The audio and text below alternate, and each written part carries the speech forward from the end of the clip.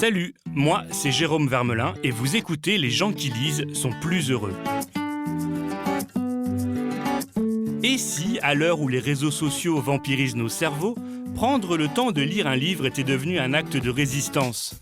À chaque numéro de ce podcast, je vous propose de partir à la rencontre d'un auteur qui partage avec nous sa passion de la lecture. Aujourd'hui, mon invité est Émilie Frêche. Moi, j'aime la littérature, j'aime les écrivains qui écrivent avec leurs tripes. Voilà. J'aime ce qui vient du ventre, J'aime sentir dans un livre que l'auteur n'aurait pas pu ne pas écrire ce livre. Et que c'était une question vitale pour lui. Émilie est une romancière autant passionnée par la fiction que par l'actualité. On lui doit notamment le livre 24 jours, La vérité sur la mort d'Ilan Halimi, qui a été porté à l'écran par Alexandre Arcadi, mais aussi le scénario du film Le ciel attendra, qui dressait le portrait d'une jeune candidate au djihad. Publié chez Stock, son 14e roman s'intitule Vivre ensemble et raconte l'histoire d'un couple de cadras qui décide d'emménager après les attentats du 13 novembre 2015. Elle est scénariste, il est avocat. Chacun a un fils d'une précédente histoire. Et bien vite, la cohabitation va se révéler périlleuse, sinon impossible. À la fois intimiste et politique, Vivre ensemble est un roman dont la lecture ne laisse pas indemne. Et forcément, j'avais envie d'en discuter avec son auteur. Émilie Frêche, bonjour. Bonjour. Alors, vous êtes aujourd'hui l'invitée de ce podcast qui s'intitule « Les gens qui lisent sont plus heureux ». Moi, tout de suite, je voudrais vous demander si vous êtes d'accord.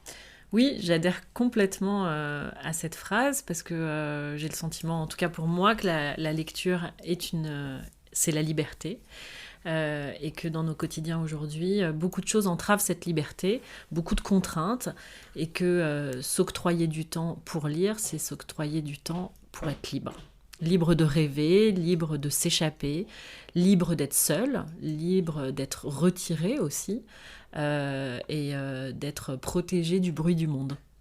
Ça ne veut pas dire forcément que les livres rendent heureux. Vivre ensemble, votre nouveau livre, est-ce que c'est un livre qui fait du bien potentiellement à ses lecteurs ? Alors moi j'ai un avis très personnel, mais vous en tant qu'auteur, qu'est-ce que vous voulez que les gens ressentent en refermant la dernière page ?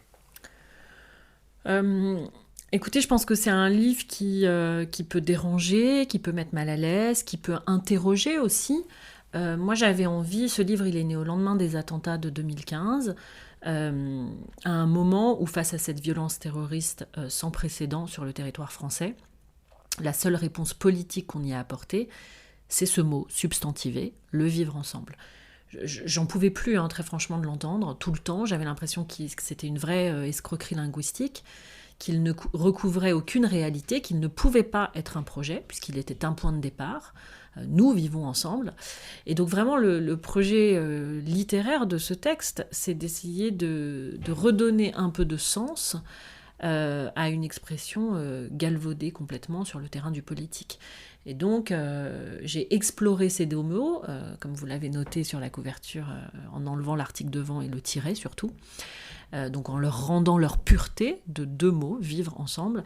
J'ai essayé d'aller l'explorer sur le terrain de l'intime, avec ce couple, Pierre et Déborah, qui se baladent dans Paris le 13 novembre. Ils sont rue de la Fontaine-au-Roi, ils échappent de justesse aux attentats des terrasses. Ils ne sont pas des victimes, mais ils sont, comme la majorité des Français, des miraculés, c'est-à-dire qu'ils auraient pu être à la place des victimes, et le hasard pur a fait qu'ils ont été préservés de ce cauchemar. Et dans une sorte d'état d'urgence, non pas juridique, comme le pays l'a été, mais émotionnel, ils décident de vivre ensemble. Sauf que ce n'est pas pour eux une simple déclaration d'intention, ce n'est pas juste des mots, c'est une réalité concrète, puisqu'ils décident de prendre un appartement rue de Belzins et de s'y installer avec leurs deux fils respectifs. Salomon, le fils de Pierre, 10 ans, et Léo, le fils de Déborah, 12 ans. Et évidemment, la situation se complique à ce moment-là, parce que vivre ensemble, partager son territoire intime avec des gens qui nous sont imposés, avec des gens qu'on n'a pas choisis, avec des étrangers, eh bien c'est compliqué. Et donc dans ce livre, je revisite très simplement le mythe d'Abel et Caïn, On oublie toujours que dans le récit qui fonde notre civilisation occidentale, la première relation de fraternité qui nous est racontée est un fratricide. Et donc, on a souvent tendance à montrer du doigt, à désigner la violence comme quelque chose d'extérieur à nous. La violence, elle est intrinsèque à l'être humain. Elle est en nous, et tout le travail du vivre ensemble, à mon avis, justement, c'est d'empêcher le passage à l'acte. Alors, pour revenir à votre question de départ, est-ce que ce livre est une lecture agréable ? Je pense que c'est une lecture tendue, parce que j'ai essayé de rendre compte de cette tension dramatique dans la narration même du récit, pour qu'on s'interroge sur le passage à l'acte. La vraie question finalement avec la violence, c'est est-ce qu'on passe à l'acte ou non ? Voilà. Et ce qui est intéressant, c'est que ce passage à l'acte et tous ces questionnements, vous les posez par rapport à l'actualité, par rapport à l'intime, même aussi par rapport à la fiction. C'est-à-dire que par rapport à l'actualité, vous parlez des attentats, mais on parle aussi de Calais, de la situation des migrants là-bas. L'intime, c'est votre relation de couple et pas la mienne, celle de Déborah. La relation de couple de Déborah. Ah, c'est intéressant, on va y venir. La relation de couple de Déborah et de Pierre, et les deux garçons ensemble, Salomon et Léo, qui peuvent pas vraiment s'encadrer, on peut le dire dès le départ. Et puis aussi dans la fiction, vous faites référence à un film argentin, Les Nouveaux Sauvages, où les gens ont tous envie de meurtre. Oui, c'est ce que je vous disais, c'est vraiment le passage à l'acte. Je fais référence à ce film que j'ai beaucoup aimé, parce qu'il est très drôle, qui est un film à sketch, donc Les Nouveaux Sauvages, et qui raconte des situations de pétage de plomb, du type qui va à la fourrière et qui n'arrive pas à récupérer sa voiture, à celui qui est doublé sur l'autoroute, à la femme trompée qui l'apprend le soir de son mariage, et en fait on se rend compte que finalement, je le dis dans le livre, le premier fantasme, ce n'est pas d'être riche, ce n'est pas de vivre la plus grande histoire d'amour avec une femme magnifique ou un homme sublime. Non, en fait on se rend compte au regard du succès de ce film que le premier fantasme des gens, c'est de tuer celui qui nous rend la vie impossible. C'est presque plus tentant que d'aimer les autres, par moment. Enfin, on a plus souvent envie de tuer quelqu'un. Moi, une fois, j'ai discuté avec Woody Allen. On lui demandait, Woody Allen qui aime bien mettre en scène des crimes parfaits dans ses films, et on lui demandait, avec d'autres journalistes, est-ce que ça vous est arrivé d'avoir envie de tuer quelqu'un ? Et il répondait, si je tuais quelqu'un à chaque fois que j'en ai envie, il n'y aurait personne dans cette pièce.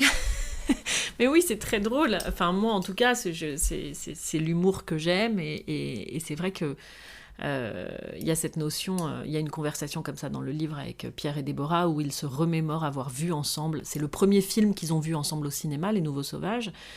Et elle lui dit d'ailleurs, il lui dit, mais est-ce que tu as déjà eu envie de tuer quelqu'un ? Mais bien sûr.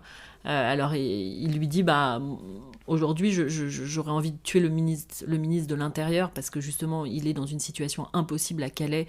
En tant que bénévole, il intervient sur le site de la jungle pour aider les migrants à présenter leur demande d'asile devant l'OFPRA.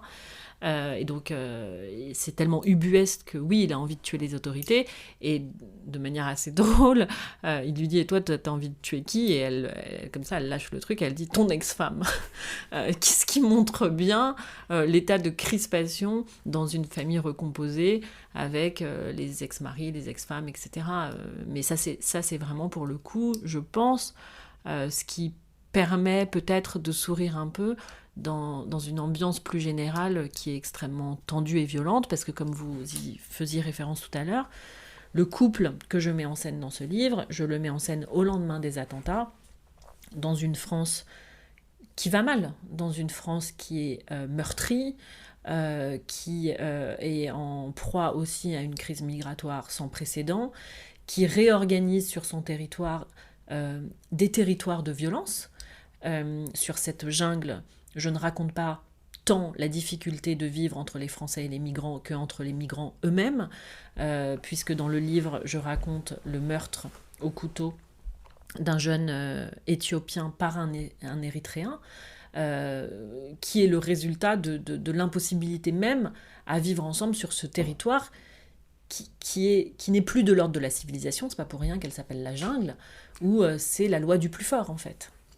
Alors, il y a une référence littéraire importante dans le livre. Je pense que c'est un peu une clé pour le projet en lui-même et sans doute dans vos influences. C'est Vipère au point de Bazin, où la maman du petit garçon de Pierre lui dit tu trouves que je suis une mauvaise mère, ben lis ce livre. Comme un peu comme un. Alors je ne sais pas si elle lui donne comme un cadeau empoisonné ou plutôt comme une manière d'apaiser ses souffrances ou sa rébellion. Pourquoi vous avez choisi ce livre en particulier ? J'ai choisi ce livre parce que, enfant, il m'avait énormément marqué et parce que c'est un scandale, ce livre, parce que c'est la première fois qu'on présente, ou en tout cas une des premières fois qu'on présente une mère sous un mauvais jour. Et à l'époque où Bazin écrit ce livre, ça n'existe pas. Les mères sont parfaites, les mères sont enfantes, les mères apportent de l'amour, de la douceur, etc. Et sans évidemment avoir la prétention de me comparer à Hervé Bazin, loin de là, mais en tout cas, ce qui me plaisait dans ce projet-là, au-delà de traiter la question de vivre ensemble, c'était aussi de me dire, la littérature, c'est le dernier endroit où on est libre, on a commencé notre discussion là-dessus. J'ai envie de traiter d'un sujet tabou, d'un sujet dont on ne parle nulle part ailleurs, c'est l'enfant désagréable, l'enfant qui agresse, l'enfant qui pose problème. L'enfant est une valeur absolument taboue dans notre société, il est intouchable, et d'ailleurs je pense que les réactions aussi violentes au livre, au-delà du fait que quelqu'un, se soit reconnu et m'accuse d'atteinte à la vie privée et à la vie privée de son enfant, c'est que il y a le portrait dans ce livre d'un enfant qui suscite de la part de la narratrice de l'agacement, de l'énervement, du désamour, du dégoût, de la stupeur, etc. Il y a 1,5 million d'enfants aujourd'hui qui vivent dans des familles recomposées en France.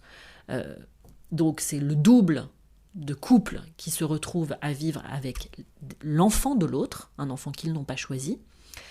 Et c'est extrêmement compliqué. J'ai des témoignages. Parce qu'il n'y a pas de mode d'emploi. Hein. Il n'y a pas de mode d'emploi. Et puis, vous n'êtes pas prêt, dans l'existence, à être agressé par un enfant. Vous êtes dans la stupéfaction. Or, un enfant peut vous être désagréable. Un enfant peut vous pourrir l'existence. Un enfant peut susciter chez vous des sentiments absolument abominables, dont vous vous sentez ensuite coupable. Et le personnage de Déborah traverse tous ces états d'âme.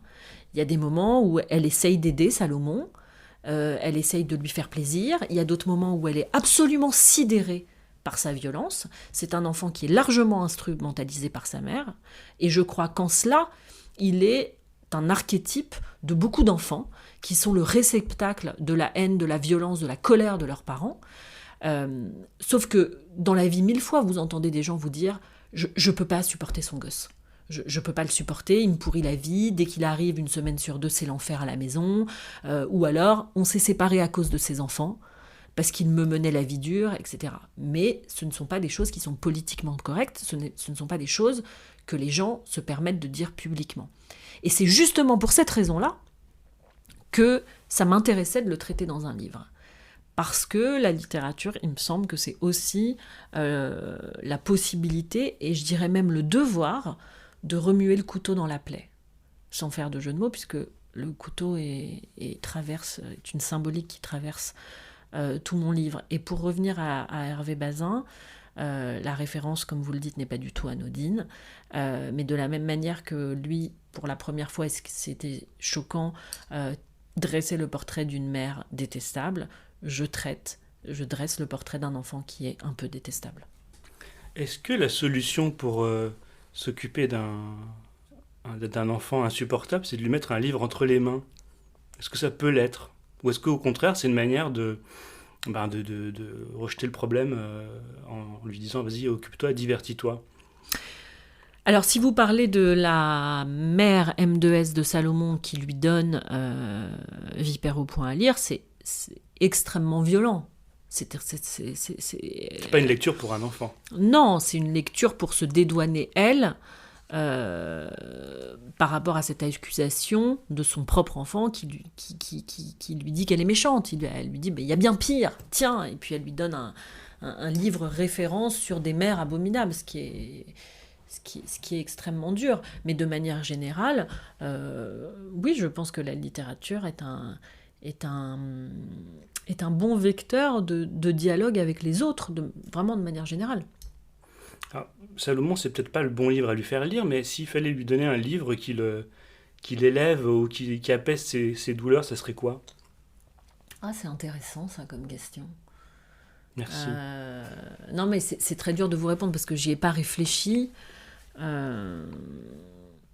Donc c'est très... Je peux pas vous répondre comme ça, franchement. On ne pourrait pas lui donner Harry Potter parce qu'il s'ennuierait, parce c'est un enfant précoce. Non, mais je pense qu'il y aurait vraiment des choses... Il a 13 ans, il a 10 ans dans le livre. Hein. Oui, mais je lui donnerais... J'ai pas d'exemple là en tête, mais un livre où le personnage aurait à s'inventer à partir de lui-même, ce qui est extrêmement compliqué. Mais Salomon, dans le livre, pour moi, c'est une vraie victime. Il est le produit d'un couple qui, justement, n'a jamais réussi à vivre ensemble. Ni quand ils étaient ensemble, ni quand ils ont été séparés.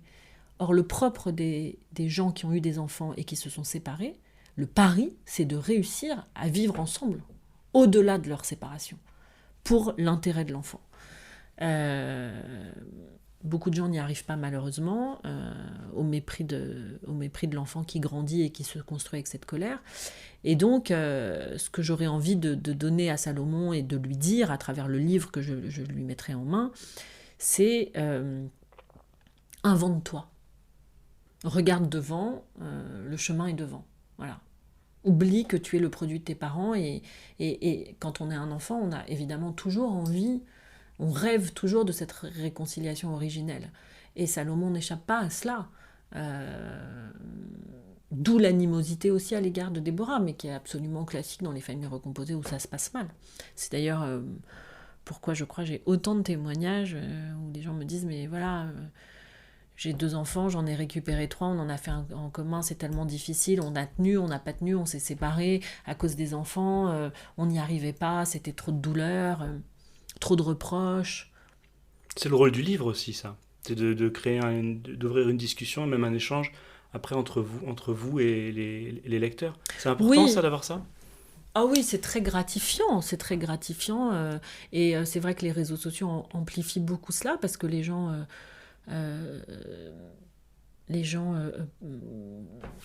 s'emparent du livre, le mettent en scène, le prescrivent aussi.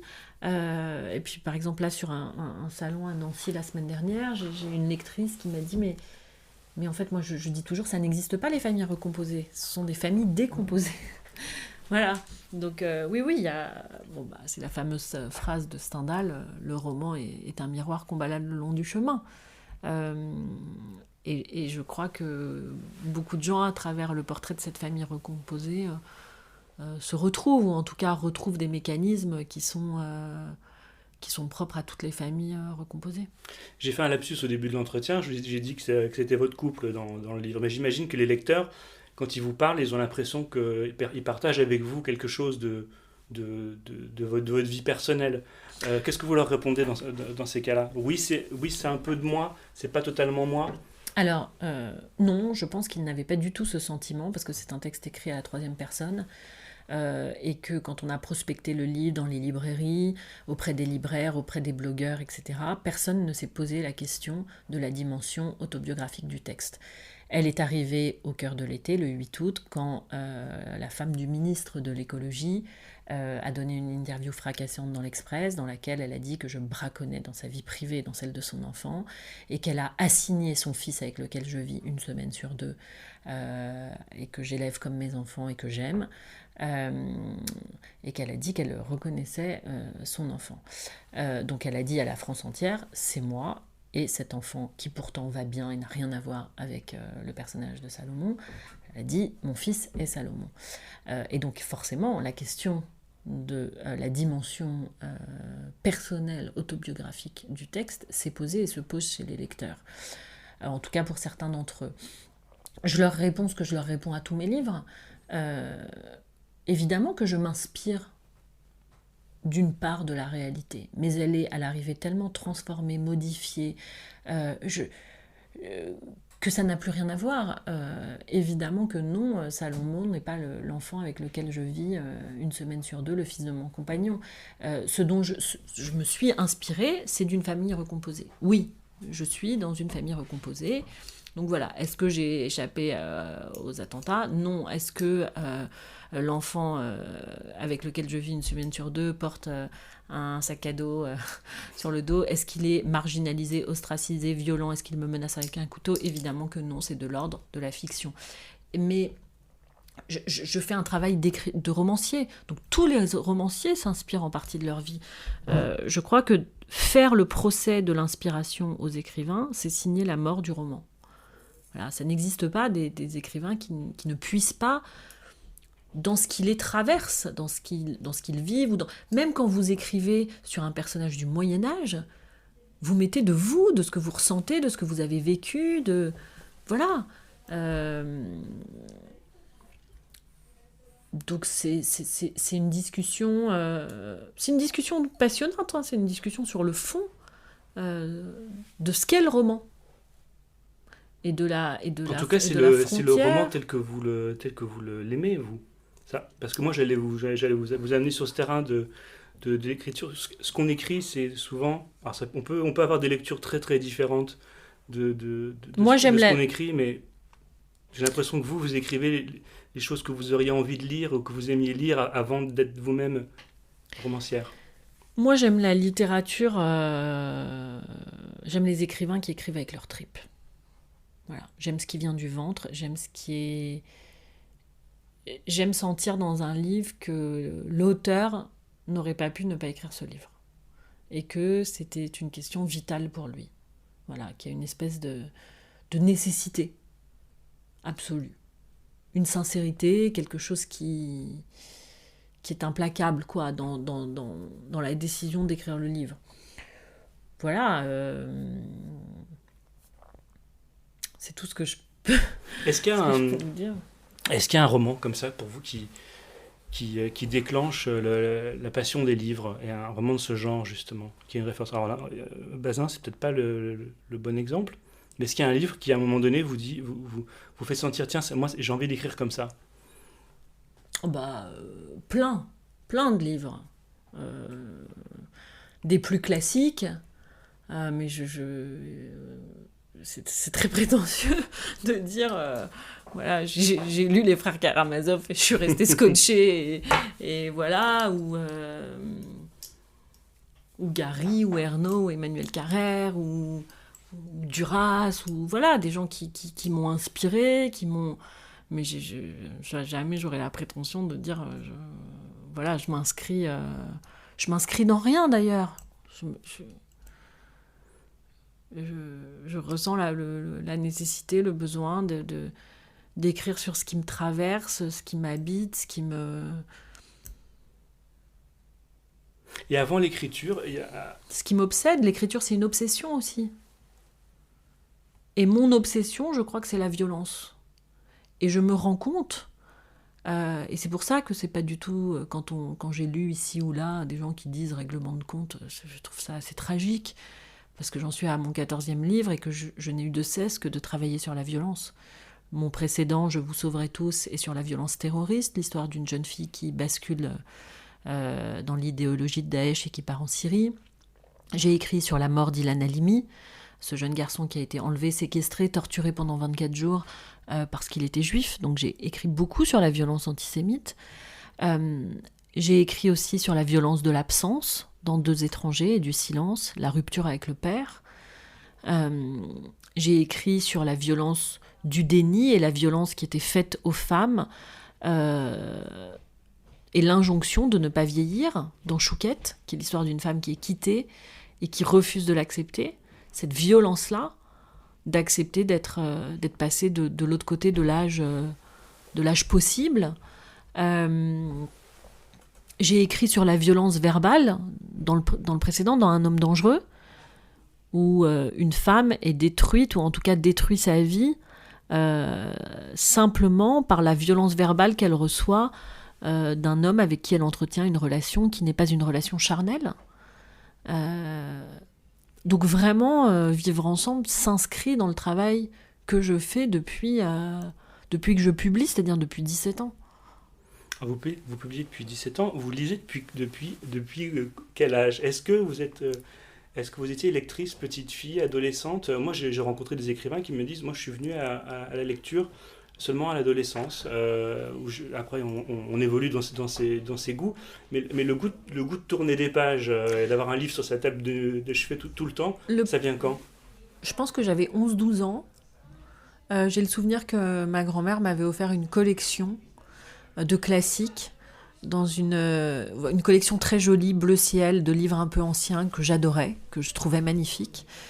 Et le premier choc de lecture que j'ai eu, je crois que c'est Au bonheur des dames, où j'ai eu vraiment le sentiment que la littérature, c'était de la 3D, que les mots s'effaçaient et qu'on rentrait dans un monde, que les choses prenaient du relief et que les pages n'existaient plus, mais que c'était comme si on me donnait les clés qui permettaient d'ouvrir la porte d'un autre monde. Et je crois que j'étais une enfant assez rebelle. J'étais une enfant qui avait envie qui avait un besoin éperdu de liberté, de partir, de faire ma vie, d'être ailleurs. J'ai été aussi une adolescente très en conflit avec mes parents. Et pour moi, la liberté, c'était les livres. La vie que j'avais envie de mener, c'était la vie qui était racontée dans des livres. Et donc, c'était une chance pour moi d'avoir ça, quoi. C'était un cadeau. Voilà. Vous rêviez héroïne de roman? Oui, j'avais quelque chose de très... J'avais un désir de romanesque en moi. J'avais envie de partir, d'aller faire des recherches pour pouvoir écrire, moi aussi, des histoires, en inventer très tôt, quoi. Et après, vous avez conservé cette passion-là aujourd'hui, là, où on se parle, bon, vous avez ce roman qui est sorti, je pense que vous devez travailler sur autre chose. Est-ce que vous continuez à lire tout le temps? Oui, je continue à lire tout le temps. Oui, je continue à lire tout le temps. Je suis dans un moment, pour les raisons que vous pouvez deviner, d'intranquillité et aussi de rentrée littéraire qui fait que j'enchaîne beaucoup de rencontres dans les librairies, dans les salons, etc. Ce qui fait que je suis... Voilà, j'ai moins ce temps de retrait, mais j'ai toujours un livre avec moi, ça c'est sûr. Voilà. Vous savez déjà lequel vous lisez en ce moment, par exemple? Là, je viens d'acheter le livre d'une amie qui s'appelle Les enfants cachés chez Odile Jacob de Nathalie. Donc voilà, ça, c'est ce que j'ai là sur moi. Mais je lis aussi évidemment des livres de la rentrée. Voilà, mais je disais là, j'ai très envie de classique parce que j'ai très envie de comment dirais-je, de revenir à l'essentiel. Voilà. Et je trouve que le va-et-vient entre la littérature contemporaine et la littérature classique est super bien, et même très enrichissante. Voilà. Alors moi j'ai créé ce podcast avec cette envie aussi de revenir au livre, de lire plus dans un univers où, en tant que journaliste, on est confronté, et vous le voyez vous en tant que romancière, aux réseaux sociaux, à la rapidité des messages, des conversations en quelques mots. Est-ce que vous avez l'impression que prendre le temps de lire un livre en 2018, c'est presque être peut-être pas un fou, mais un rebelle? C'est dire stop. Pas tant que ça. On parle toujours on dit oui, les gens lisent moins maintenant avec les réseaux sociaux. C'est vrai que ça prend un temps fou. Mais quand je vais en librairie, quand je vais dans des foires et que je vois le public, le nombre de gens qui viennent, qui dépensent de l'argent, c'est cher un livre. 15, 18, 20, 22 euros. Je crois que la littérature a encore de très beaux jours devant elle. Parce qu'on a un domaine réservé aussi, qui est le domaine du cinéma, qui est celui de l'imaginaire. Et quelle que soit l'avancée des technologies, personne ne pourra remplacer cela. Voilà, le domaine de la création et de l'imaginaire, ce ne sont pas les robots qui vont prendre le relais. Donc, non, moi je crois que les gens lisent beaucoup encore, aiment ça, achètent des livres, se déplacent pour rencontrer des écrivains. Dans ce contexte-là, les réseaux sociaux, ça peut être une chance. C'est-à-dire qu'on peut. Mais vous avez toute une communauté, parce que c'est de l'ordre, c'est de cet ordre, qui portent les livres, les défendent. Voilà, je parlais, j'ai cet exemple en tête d'une dentiste que j'ai rencontrée, qui est devenue blogueuse, et qui a dit, mais en fait, ça m'a sauvée, les réseaux sociaux m'ont sauvée, parce que j'ai monté un blog, j'ai rencontré des gens qui me répondaient à n'importe quelle heure du jour et la nuit pour échanger sur ma passion. Alors oui, certes, je ne gagne pas un copec, beaucoup moins qu'avant dans mon métier de dentiste, mais je suis heureuse. Alors elle s'organisait pour travailler bien sûr encore, hein, mais en tout cas, voilà, les réseaux sociaux, c'est aussi un formidable, en tout cas pour ça, je pense à Instagram notamment, de promotion. Et de prescription aussi. Des gens qui ont je ne sais pas combien de followers et qui finalement, la manière dont ils s'emparent d'un livre est aussi puissant qu'un critique littéraire, ce qui est fou d'ailleurs. Vous y allez, vous, sur les réseaux sociaux ? Vous avez des comptes Twitter et Instagram ? Ouais, j'ai des comptes Twitter et Instagram où Alors Instagram, je m'en sers beaucoup, pas en temps de promo, parce que je mets évidemment les dates de mes signatures, je relaye aussi les avis des lecteurs qui me touchent, qui me font plaisir, c'est un lieu de partage, mais c'est aussi un endroit artistique pour moi où je publie beaucoup de photos, de choses que j'aime, voilà, c'est aussi un outil artistique. Twitter, c'est un peu différent, c'est par moments le lieu d'une grande violence. Je vous le confirme. Verbale, en tout cas, il y a même beaucoup de personnalités, j'allais dire, de simples citoyens qui s'en éloignent. Je pense que c'est vraiment surprenant, cette violence qu'on peut y lire. Non, c'est pas surprenant, parce que vous donnez la parole à tout le monde. Donc les gens sont heureux de l'apprendre. C'est aussi un défouloir. Il y a aussi ce problème d'anonymat, d'avatar. On ne sait pas forcément qui se cache derrière un nom. D'ailleurs, c'est ce que montre très bien Delphine de Vigan dans son dernier livre.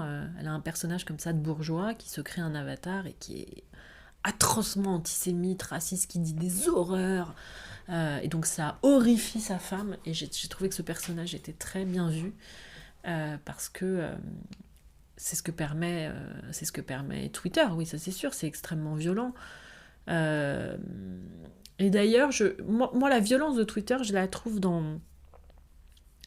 pas tant dans la réaction des gens, même si elle l'est, mais elle est facilement écartable, celle-là, en bloquant les gens, en refusant de les suivre, en ne leur permettant pas l'accès à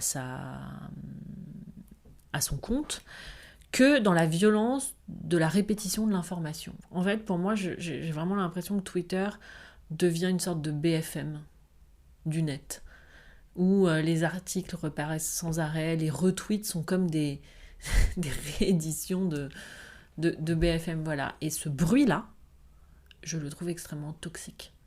Mais c'est le bruit de l'actualité, en fait. C'est le bruit médiatique. Je le trouve toxique sur le plan politique, je le trouve toxique aussi sur le plan intime. C'est quelque chose qui pourrait nourrir un prochain roman ? Ou Delphine de Vigan vient de le faire très bien ? Non, alors pas du tout, parce que justement, là, j'aurais eu envie d'aller vers quelque chose qui soit très très loin justement de l'actualité, parce que ce qu'offre aussi la littérature, c'est la possibilité d'explorer ce qui est universel, l'amour, la haine, la peur, la jalousie, voilà, la nature, le rapport aussi à la nature, et de s'éloigner aussi justement de cette actualité qui est envahissante et un peu... De toute façon, le temps du roman est le temps opposé au temps Twitter, au temps de l'actualité, c'est le temps long. Moi, c'est pour ça que j'aime autant écrire. C'est le temps du silence, c'est le temps du retrait, et c'est le temps long. Ok, merci beaucoup Émilie. Merci à vous. Puis à bientôt. Au revoir. C'est la fin de ce podcast. On se retrouve bientôt pour un nouvel épisode des gens qui lisent sont plus heureux. D'ici là, n'hésitez pas à le liker, le partager sur vos réseaux sociaux et vous y abonner sur votre plateforme préférée. Pour retrouver les références des livres cités par Émilie Frèche, rendez-vous dans les notes de cet épisode. À bientôt et bonne lecture.